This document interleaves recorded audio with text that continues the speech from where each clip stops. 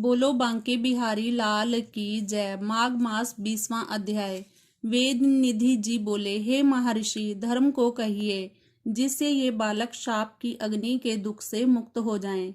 लोमश जी बोले, ये मेरे साथ नियम पूर्वक माघ स्नान करें।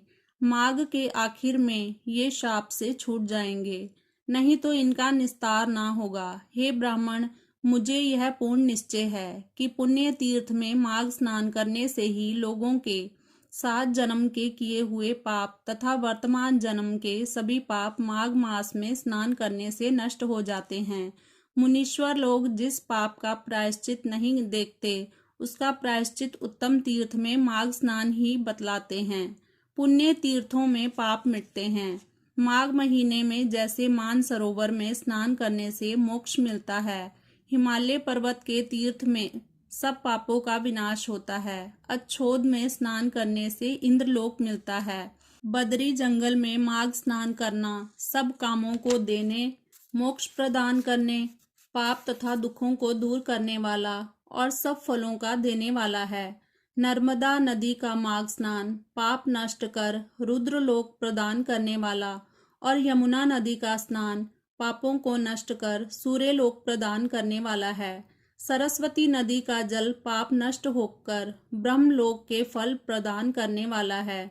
हे द्विजवर, विशाल नदी के माघ स्नान का परम फल होता है। यह पाप रूपी ईंधन का दावानल है और गर्भ के कारण पुराने कर्मों को नष्ट करता है। गंगा जी में स्नान करने से विष्णु लोक और मोक्ष प्राप्त होना निश्चित है। सरयू, गंडक, सिंधु, चंद्रभागा, कौशिकी, ताप्ती, गोदावरी, भीमा, पयोष्णी, कृष्णा, वेणी, कावेरी, तुंगभद्रा और अन्य समुद्र में गिरने वाली नदियों में माघ स्नान करने से लोग निष्पाप होकर स्वर्ग में जाते हैं। नौमिषारण्य में स्नान करने से विष्णु भगवान की समान रूपता, पुष्कर में स्नान करने से ब्रह्मा का सामीप्य तथा कुरुक्षेत्र में माघ महीने में स्नान करने से इंद्रलोक की प्राप्ति होती है। हे ब्राह्मण, वेद हृद में माघ स्नान करने से योग सिद्धि का फल प्राप्त होता है। मकर के सूर्य में प्रभाव तीर्थ में स्नान करने से रुद्रगण होता है। प्रथुदक में स्नान करने से वैष्णव पद को, देवकी में माघ स्नान करने से मनुष्य देवता का शरीर प्राप्त करता है। गोमती में माघ स्नान करने से दोबारा जन्म नहीं होता। हेमकूट, परमकाल, ओंकारेश्वर और अमरकंठ में, नीलकंठ तथा अर्बुद में माघ स्नान करने से रुद्रलोक प्राप्त होता है।